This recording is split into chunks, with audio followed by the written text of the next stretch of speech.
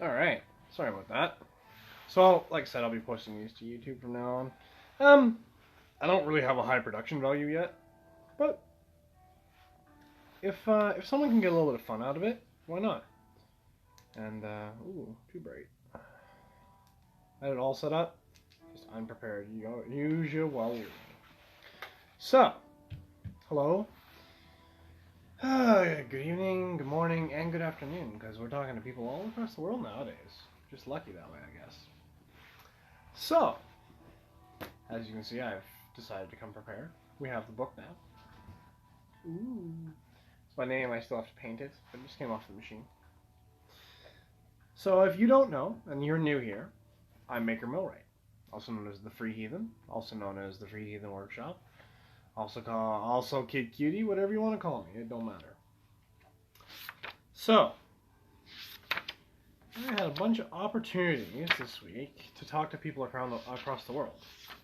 I wanted to say how humbling that is for me. I've talked to people from Sweden, Chile, France, Canada, and the United States. And that's actually kind of a big deal in my mind. So, I'll mention all your names, and I'll put all your names in the tags at the end. But without a doubt, I find it humbling that I'm able to interact with so many people worldwide. Especially on something so simple as textiles and fashion, right? So, I just want to be thankful. I appreciate you all. I appreciate you putting the time in.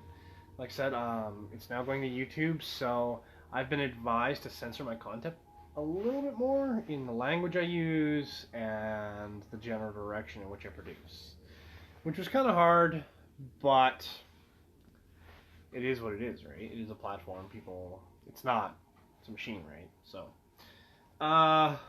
in that, I found that hard because I'm trying to give you the most real interaction with me I can give you. But that's not necessarily profitable to the medium. So we'll find something. I'm sure of it. But in the meantime, I will try to rein it in a touch, just a touch. I intend to make my streams about a half hour to 45 minutes. My back gets sore from standing, so I will just keep that in mind. We will be doing every Friday as we've done before, and this will be Chit Chat number 7. I need to make a title card because I don't pay very much attention. So the one thing I wanted to start off with is just, for me it was really wild. This last week or so. As you guys know, Chit Chat 5 and Chit Chat 6, I put out a list of questions that I would like just an interaction with, just to see what people are wearing and what people are enjoying. And it was very slow in the beginning. And then it became, I was almost like, I lost hope with it. Because I was like, oh, everybody's busy, the ability to move around more, I can't use certain words because of YouTube. So please don't put them in the comments, and please don't ask me to say them. So because of the event, that's limiting all of us, I feel like, yeah. And I don't want to gloat. A little bit. Maybe braggadocious. But again, I find it remarkable that I'm talking to people from Sweden, France, Chile, Canada, and the United States.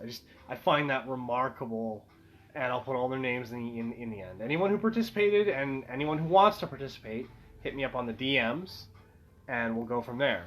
I post the list on the Instagram, so if you're just watching on YouTube, you'll have to jump over to the Instagram because I'm not double duty. And yeah, let's get into the style bit. So, I guess one of the main things for me, especially sending out these questions to people, they're not really sure what I'm asking because that question's never been asked of them before. Now, one of the questions that came up repeatedly that people didn't have a response to, which I found ridiculous, was I said, what is your favorite casual jacket? Now, they're thinking, oh, business suit, business jacket, sport jacket, blazer, smoking jacket, whatever. No, this. It's a windbreaker. It's in green. I'm wearing a very casual look today. Probably bring you guys down a little bit more. How's that? Is that camera okay? A very casual look today. So, I'm even wearing shorts, but they have a brand on them, so I don't want to show them. This jacket doesn't have a brand. But casual jackets, like leather jackets, windbreakers, raincoats, which you guys seen my orange raincoat. I'm just curious what people are what they're wearing, what color, what cut, what fit, you know. This one's a little big because I lost some weight. And we're just trying to define some of the key statements because people came back to me with that and they were like, "Oh, I don't wear a casual jacket." I'm like, "Whoa, whoa, whoa. It can be a jean jacket. It's whatever you're into." And one of my favorite things in the world to see is a lot of people who customize their own vests, which is a thing we'll get into. And I believe that's Dylan Rune or Dylan Rune. He loves that punk rock Viking stuff. Oh, his answers are just, they're short and sweet, and man, do they get to the point. They're wonderful. Oh, yeah. So, and then a lot of people look at my style and say, well, what do you know about style? You're Mr. Grape. You're Mr. Strawberry. You're Mr. Whatever. You wear one color and you unify to that color and go on. And I said, well, that's flavor. Because there's many soups in this world, right? You know, and if you want to quote the old millwright, there's many ways to skin a cat. My favorite is dynamite. So, no, PETA, I did not skin a cat. No, it's a joke. Oh, see, that's why I was worried about censorship. So, when it comes to casual wear, I'm always curious because I myself produce textiles. I produce jackets and vests. I haven't done it in a while, but they're definitely on the list of things I manufacture. So, for example, my traveling buddy has recently decided he wants to be more involved in style and he wants to take better care of himself because, well, he's just worth it. And all you men are. Any man who's out there saying, well, I wear blue jeans and a t-shirt and that's good enough for me, I'm like, well, yeah, of course it's good enough for you. No one said it wasn't. But what I am saying to you is maybe you might be more, you may see your own personal value if you were to wrap something in other than work clothes. Because I'm telling you right now, in my opinion, a cotton tee and cotton jeans is work clothes. Period. I wear that to not be burned at work. So for me, that's what it is. So I said to him, well, I feel your color palette it's blue, gray, black, sub white. So he started saying, well, yeah, I really like blue. And I was like, well, the problem with blue is tonal blue, I find. I would like to do navy. I want to get a navy hat. And you've seen my bright blue baseball cap. The tonal blue, I'm picky. I don't know why I'm so picky, but I'm picky about it. I want it to be a unified color. Consistent. As consistent as I can get it. With flavor aspects, of course. And I think that a lot of blue, like my smoking jacket, would be nice with white pipe lining. Personally. I like the pipe lining. So, but he moved on to, originally he started out looking like a lost tourist. He wore khakis with cargo shorts and he was into the uniform color palette, which I enjoy. Everyone knows I love the uniform color palette.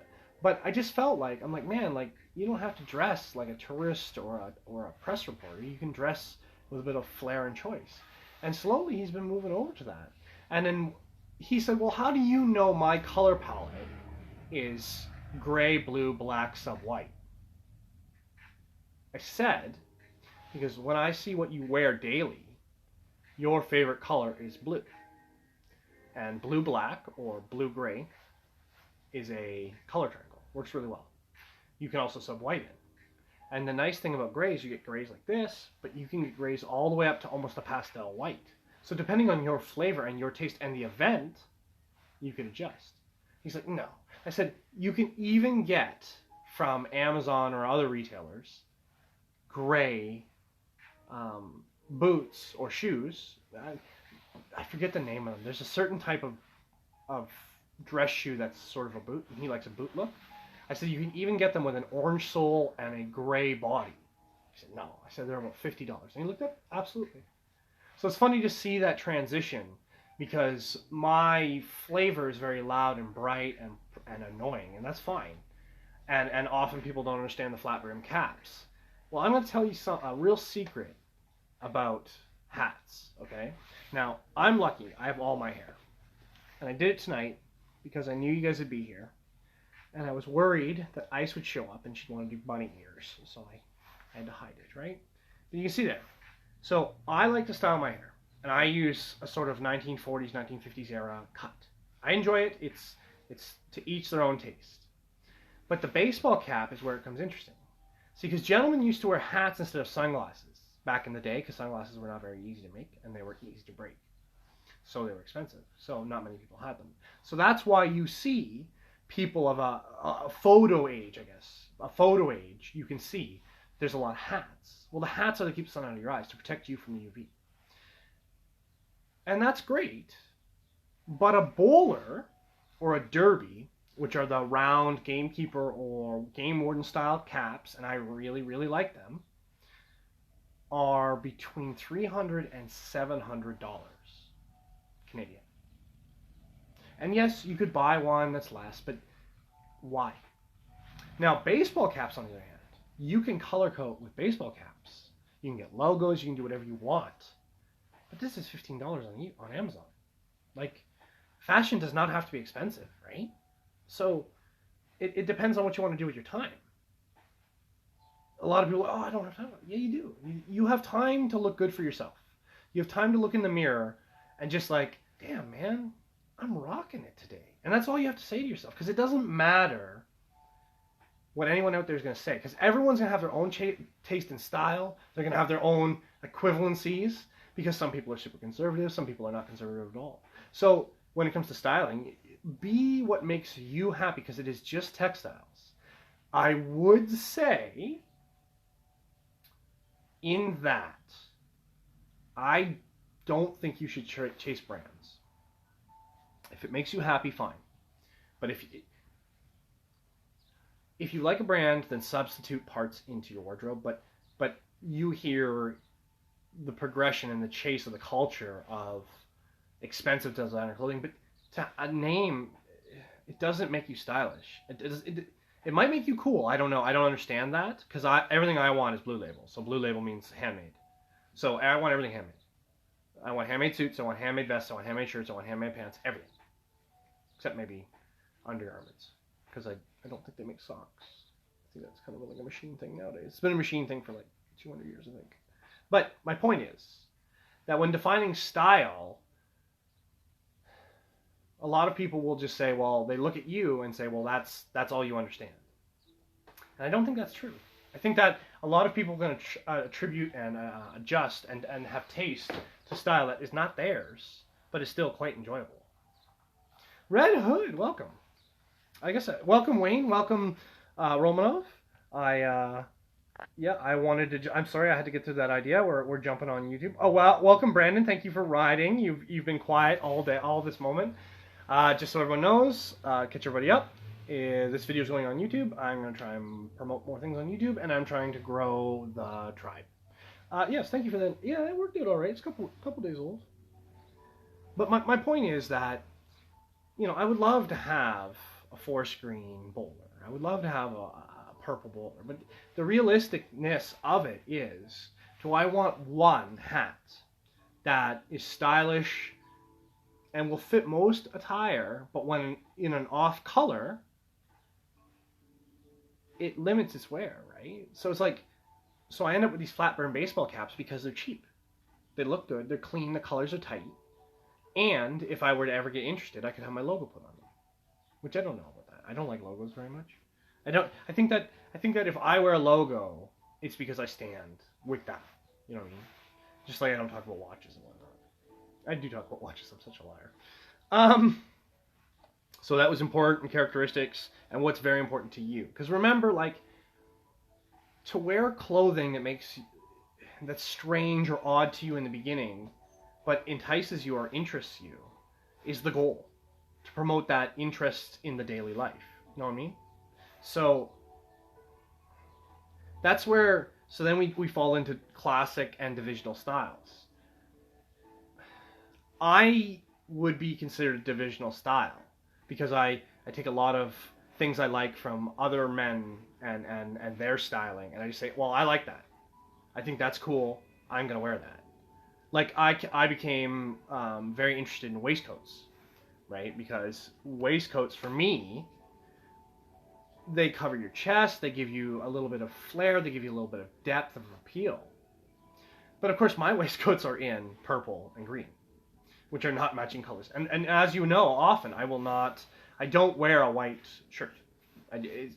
I will wear a white shirt for very particular occasions when required, but I generally prefer anything but a white button-up shirt. Anything but. So then we get into classical styling. Now, I was watching YouTube, and Jubilee had a couple style critiques, and I was just of the opinion that I feel,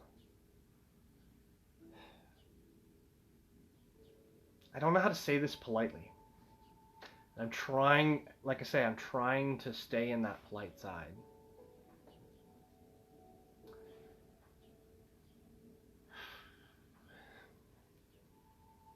What I consider choice and taste is to my flavor.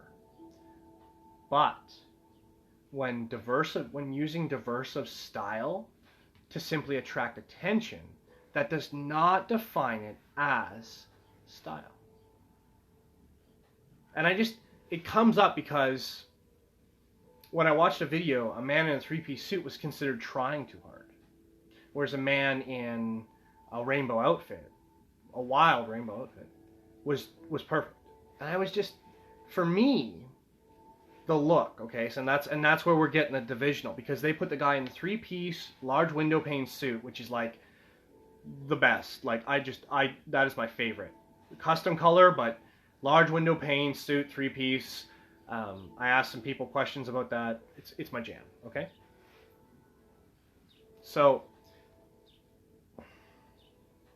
that's where it kind of becomes a mix, right? Because even I have an opinion on other people's style. But I do feel that some people may dress particularly because they like the attention, not because it's of a flavor for them. You know what I mean? It almost like shock value.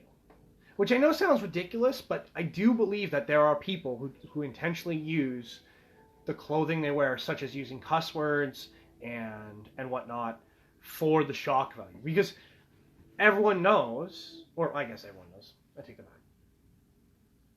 People are of the opinion that children in North America should not be exposed to particularly aggressive language. And it's become gentler and gentler through time, okay? But it's offensive to people, offensive words. Which often I will say, then just don't look. But it is what it is. Yes, a three-piece suit, in my opinion, is quite clean. It has a heritage. So I know that jeans and white t-shirts, like a crisp white tee and a crisp pair of blue jeans and a crisp pair of white shoes, is a look. And I know people like that look. It's very popular. It's very simple. It definitely fits into the category of minimalist, which is still, in my opinion, on the classical side of styling. But it's for example, here we go. Dandy McBull from Chile, I think. Oh, he's going to be mad if I get it wrong. Such a nice guy. Okay, and remember, spoke to me in English. I spoke to him, and I wrote to him in English. He spoke back to me in English. Just amazing. Yes, I think you understand where we're going, yes. So, anyway, he is a dandy. Now, if you don't know what a dandy is in my language, in my wording, so dandy was an offensive term used for gay people, gay men at a point, but I believe that's gone away. And what it was is they were fancy men, okay? Dandy men, they were fancy. So, just one second, pardon me.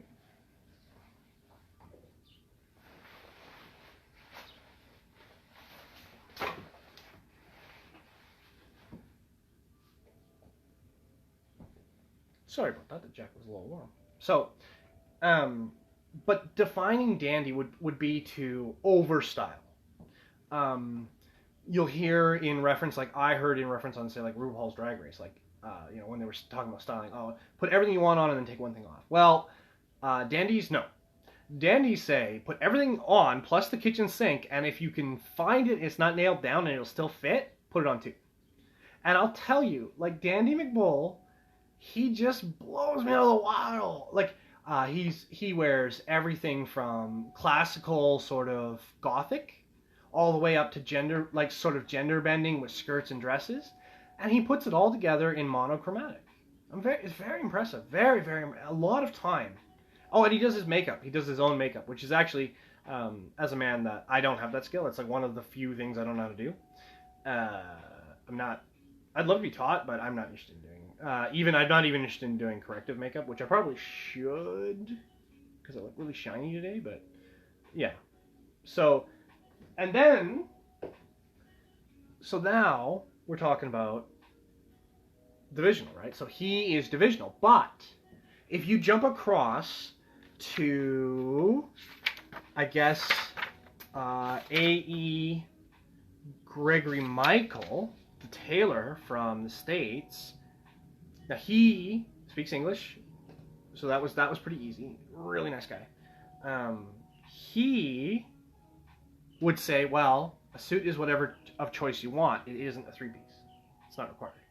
So he'll clean up a look and he'll mix, I hate that, but that so-called urban style, it's just, I don't know, but we need a better word, but he'll mix urban styling with classical look. Now, to some people that's divisional, but I think that is what is a modern male look, personally. I think conventional or conventions of some of the classic dressing can go away, because when was the last time you saw someone in a three-piece funeral suit? Most people don't even know what a funeral suit is. Okay? So, and that's a specific cut. It has tails and everything. It's a big deal. I want one in blue. But with a vest. A full fitted vest. Let's point that out. Full chest. Anyway, he would say you can smash the conventions together. Because you just watch his style. Watch what he does. You know, the guy will show up in a sheepskin jean jacket one day, and then the next day he'll be in a white linen suit with a color palette of 3 colors, like just blowing you out of the water, right? And then we go over to the Parisians. Okay, so we've got a dandy from Chile. Oh, I hope I'm getting that right. We have a tailor from the United States, and now we're gonna go to Paris. Now, Baron Saint Germain and Terry. Oh, I get Terry's name. It's long in French, and I'll write it in the title. They're more your conventional style with their own flair. Now, I don't know if it's because the French or because they're French Congolese. I don't know, but they have a flair to what they do, where they'll wear a classical suit but then throw a bunch of color into it. Terry's really known for his chain and his rings. He wears 5 rings to signify all kind, right? All mankind. I love it. It's actually how him and I became friends. We argued over rings. It was wonderful. So, and Baron Saint Germain, now he is without a doubt that it's so tight. He's so clean and such a tight fit on his stuff. The dude looks like he's poured into a suit. And so it's interesting to see even the divisional in the classical thought of dress and fashion for menswear in Paris, because they're both from the same area, right? So Terry's very stylistic and with lots of flair and lots of color, and then Baron, he's more conventional, more grays and blues and blacks, and it's really amazing to see that diversity, in my opinion. And then we get into Canadians. You disappoint me. The vast majority of Canadian men, do not have a suit jacket. At least the ones I talk to. They don't have a fitted vest or a styled vest. Although some, which just warms my heart to the nth degree, make or will have a patch vest, which for casual wear is my favorite thing in the whole world. But in Canada, because of the way the outlaws are, you have to be careful where and what patches you wear. Which I assume is the same across the world, just different rules for different places, right? And then one of the things that came up, so we'll get back on track, I guess, since we've got all the compliments we could for everyone and their styling. Yeah, Canada is odd. They're not interested. Just because I'm in my section. If there's any YouTubers or Instagram fashion people that you would like me to take a look at or maybe talk to and sort of get their opinions, I let me know. Hit me up in the private, and I'll track down who I can. I love asking people questions. Sooner or later we're gonna have people on here and we'll be doing interviews for Chit Chat Fridays. So I guess we can skip that. I don't know. Are you guys into the 3D printing stuff? I can never tell. I can tell you about some awkward serendipitous moments. You have 5 minutes left. And I'm only going to do about a half hour today. Hello, Danny. Can I get this thing to work? Nope, can't. So. Oh! I don't like to pump my stuff. That's mine. Well, it's ours. It's all of ours. It's for sale. You can buy it. There's links. I'm thinking about opening a store, like a digital store where I sell prints and designs and stuff. I'm on CG Trader now, Free Heathen Workshop, Instagram, Free Heathen Workshop, YouTube, Maker Millwright or Free Heathen Workshop, Patreon, the Free Heathen Workshop, on Twitter, the Free Heathen, and I pick fights with celebrities on Twitter, just so you know, it's super fun. I got nothing else to do with my time. What else? Yeah, Q&As. Seth has said that he would be interested in doing another book, which I talked about in the last live. It's awkward moments you speak about.